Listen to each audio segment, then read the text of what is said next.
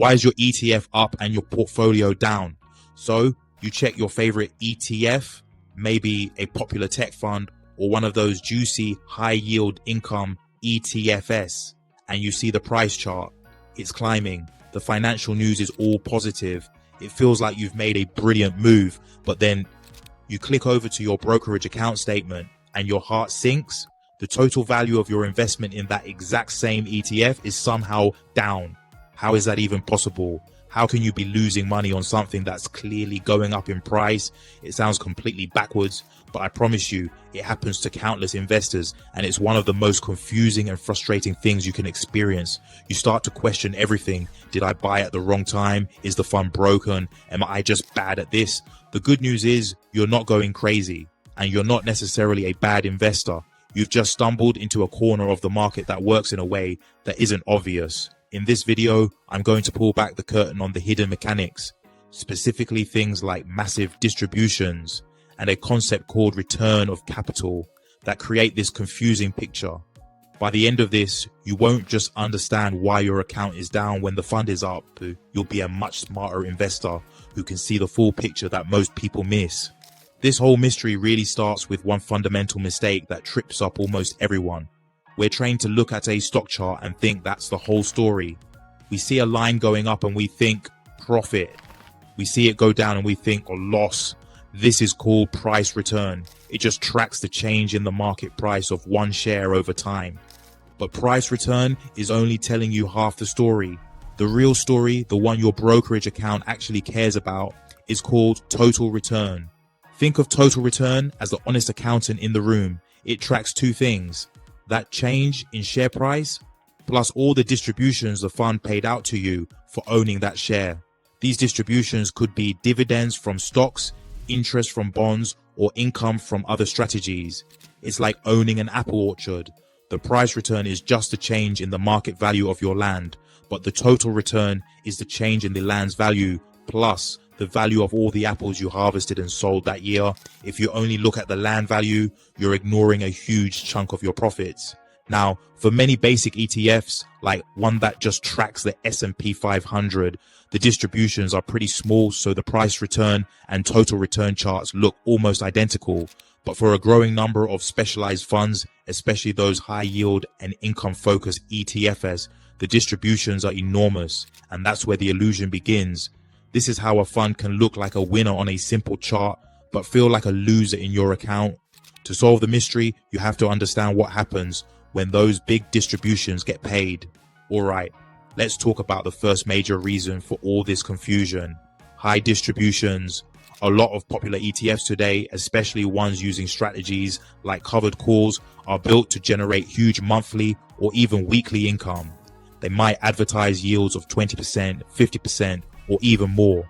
When you see that cash hit your account, it feels awesome. It feels like pure profit, but it comes with a hidden cost.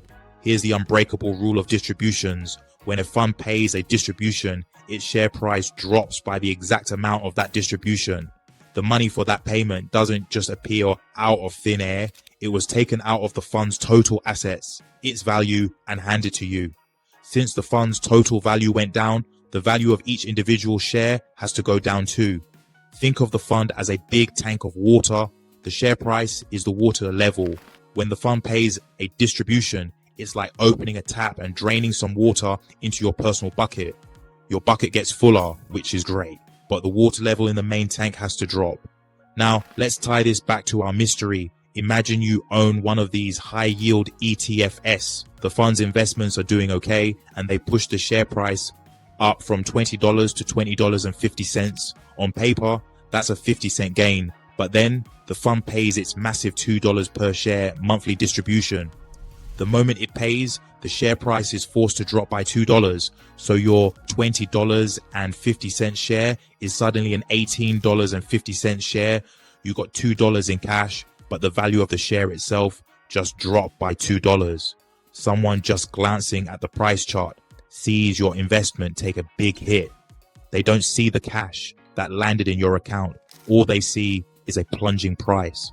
When this happens month after month, you can easily end up in a situation where the price chart shows a steady decline, making your position look like it's deep in the red. but that chart is ignoring the huge pile of cash distributions you've been collecting. Your account isn't necessarily down, the value has just been converted from share price into cash. If a light bulb is starting to go on and you're realizing how many people could be fooled by this, do me a favor and hit that like button. It tells the algorithm that this is valuable info that more investors need to see, so they don't panic sell a perfectly good investment just because they're confused. This brings us to the second and maybe most misunderstood culprit, obvious, return of capital, ROC. The name itself sounds bad, doesn't it? It sounds like the fund is failing and just giving you your own money back. And while that's technically true, it's not the whole story, and it's often not a bad thing at all. Return of capital is mainly a tax term. An ETF has to distribute its income and capital gains to its owners, but sometimes a fund might pay out more cash than it actually earned in taxable income during that period. That extra cash it's paying you is classified as a return of capital. Here's the critical part. ROC isn't taxed as income right away. Instead, it lowers your cost basis. Your cost basis is just the original price you paid for your shares. Let's use an analogy. You buy a laptop for $1,000. That's your cost basis. A month later, the company sends you a $100 rebate. Is that $100 a profit? Nope. It's a return of your own capital. You didn't earn it. You just got some of your purchase price back. Your effective cost for that laptop is now $900. A ROC from an ETF works the exact same way. So if you buy an ETF share for $20 and you get a $1 distribution that's classified as ROC, your cost basis for that share is now reduced to $19. Your brokerage account sees this, it sees you paid $20, but now your official cost basis is $19. So from an accounting perspective, it looks like you have a $1 unrealized loss on that share because your cost has been adjusted down. You look at your account, you see the share price has dropped from the distribution and your cost basis has been lowered, making it look like your position has lost money. It's a double whammy of confusion. But in reality, you haven't lost anything. The value just moved from your cost basis bucket into your cash bucket. The main effect is that it defers taxes. You won't pay tax on that $1 now. You'll pay it later when you eventually sell, because your taxable gain will be calculated from that lower $19 cost basis. For many funds, this is a deliberate strategy to give you tax efficient cash flow. It's a feature, not a bug. So how do you escape this hall of mirrors and see what's really going on with your money? You have to stop looking at the simple price chart and start thinking like a total return investor. First, get comfortable with your brokerage statement. Buried in the transaction history or activity tabs is the truth. Look for line items like distribution, dividend, or return of capital. Your account tracks every single penny the fund sends you. The true calculation for your profit or loss is simple. It's the current market value of your shares, plus all the cash distributions you've received, your initial investment. Let's use our example again. You bought 100 shares at $20, investing $2,000. A year later, the share price has dropped to $18. Your position is now worth only $1,800. The price chart shows a 10% loss, and your account shows a $200 unrealized loss. It looks bad. But over that year, the fund paid out $3 per share in total distributions. With 100 shares, that's $300 in cash that landed in your account. So let's do the real math. Your current market value is $1,800. Your accumulated cash is $300. That's a total value of $2,100. Your initial investment was $2,000. You are actually up $100. That's your total return. Despite the scary price chart and the unrealized loss on your screen, you're profitable. The second step is to use better tools. Most good financial websites let you chart by total return, which automatically includes and reinvests all distributions. When you look at a total return chart of a high yield fund, it often tells a completely different and much better story than the simple price chart. So if your ETF is up but your account looks down, don't panic. You're not losing your mind and you haven't necessarily made a bad investment. You've just come face to face with the powerful and often confusing effects of high distributions and return of capital.